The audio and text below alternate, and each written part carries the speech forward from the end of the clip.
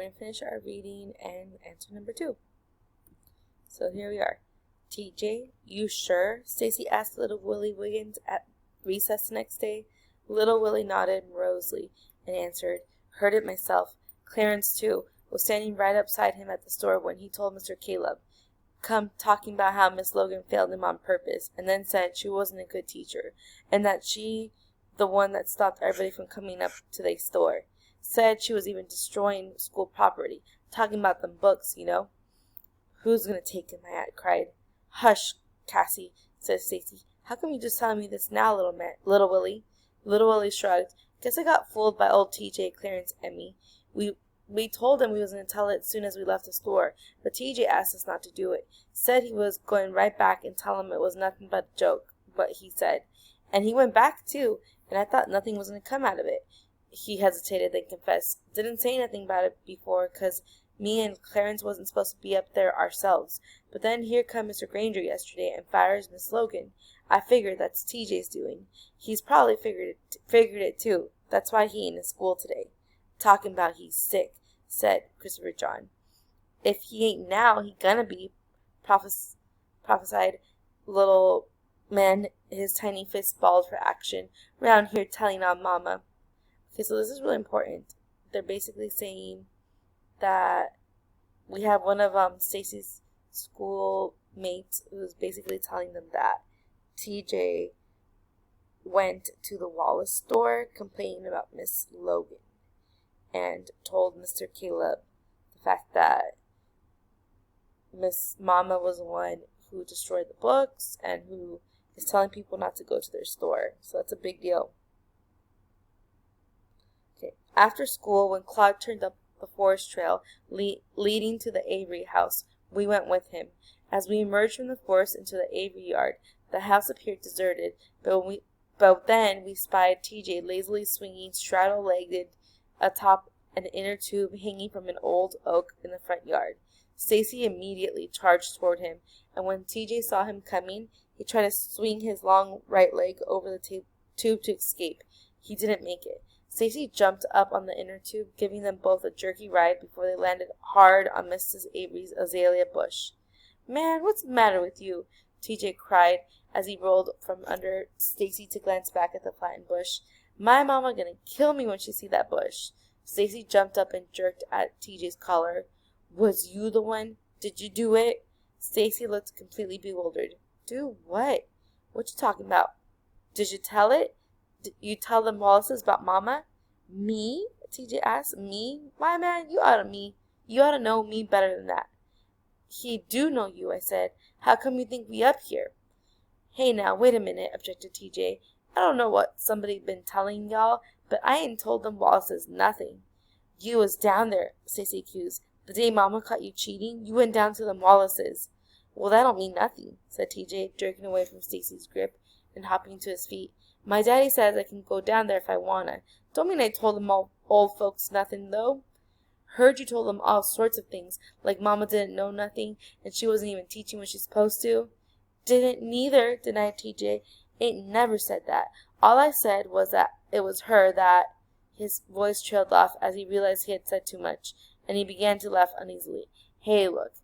Y'all, I don't know how come Miss Logan got fired, but I ain't said nothing to make nobody fire her. All I said was that she failed me again. A fella got a right to be mad about something like that, ain't he? Stacy's eyes narrowed down upon TJ. Maybe, he said, but he ain't got no right to go running his mouth off about things he ain't supposed to be told. TJ stepped backward and looked nervously over his shoulder to the south, where the fields lay fallow. The rutted wagon trail which cut through the fields, leading from the distant Granger mansion, revealed the thin woman stepping briskly toward us. TJ seemed to take heart from the figure and grew cocky again.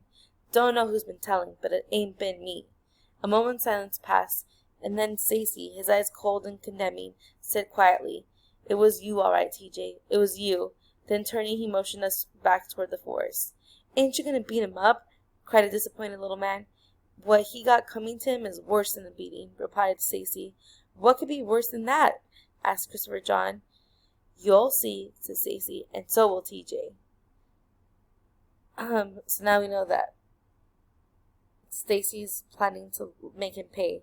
And it's going to be interesting to see, like, how's he going to make them pay. TJ's first day back at school after almost a week's absence was less than successful. Avoiding us in the morning, he arrived late, only to be shunned by the other students. At first, he pretended that the students' attitudes didn't matter, but by afternoon, when school was out, he hurried after us, attempting to convince us that he was merely a victim of circumstances. Hey, y'all ain't gonna hold that what little Willie said against me, are you? He asked. You still saying what little Willie said ain't true? Questioned Stacy. Why, shoot, yeah, he exclaimed. When I catch up with that little rascal, I'm gonna beat him to a pulp. Round here telling everybody I got Miss Logan fired. Ain't nobody even speaking to me no more. Little Willie probably told them Wallace's himself, so he figures to get out of it by telling everybody it was. Stop lying, TJ, I said testily.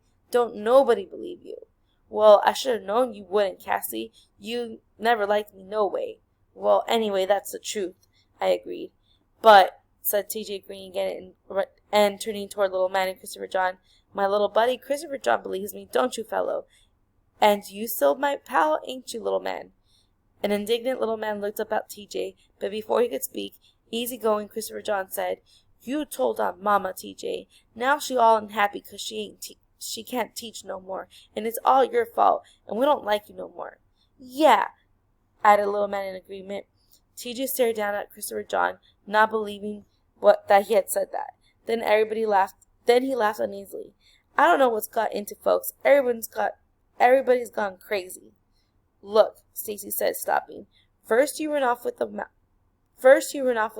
to the Wallaces, and now you blame little Willie for what you done. Why don't you just admit it was you? Hey, man, TJ exclaimed, grinning his easy grin. But then, finding that the grin and the smooth words no longer worked, his face dropped. Oh, all right. So maybe what if I did say something about Miss Logan? I can't even remember saying nothing about it, but if both little Willie and Clarence said I did, then maybe I did. Anyways, I'm really sorry about your mama losing her job, and all of us, including Claude, stared distastefully at TJ and walked away from him. So that's technically our reading for today, which is a really hard place to leave because it is very interesting to see how this conversation is going to play out, since TJ is used to getting away with things after, speaking to people, but this time around it's not going to work. Okay, so let's answer number 2 for the rest of our question, which is, why did Caleb Wallace and Harlan Granger show up at Cass's school? What's the result? Okay, so we really get our answer. Actually, I think it's important to go back to when little Willie tells them the news first, because then we find out the real reason that they're there. Okay, so here we go.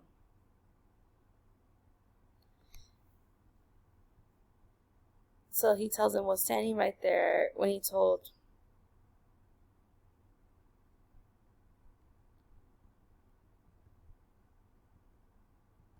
Okay, so I think this is like really important because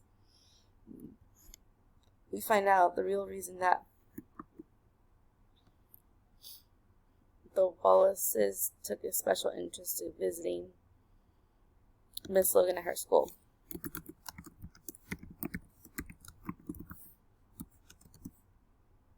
Now, if you want to choose your own quote, then I always tell you, feel free to choose your own quote because there's more than one way of answering this.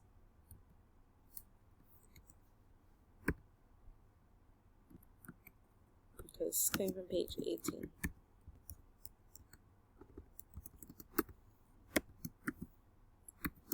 So this means, so we know that this means that TJ was one to what? We know that TJ was one to go to Mr. Caleb and complain about Miss Logan. And this shows that Caleb Wallace and Harlan Granger show up at Chassie's school in order to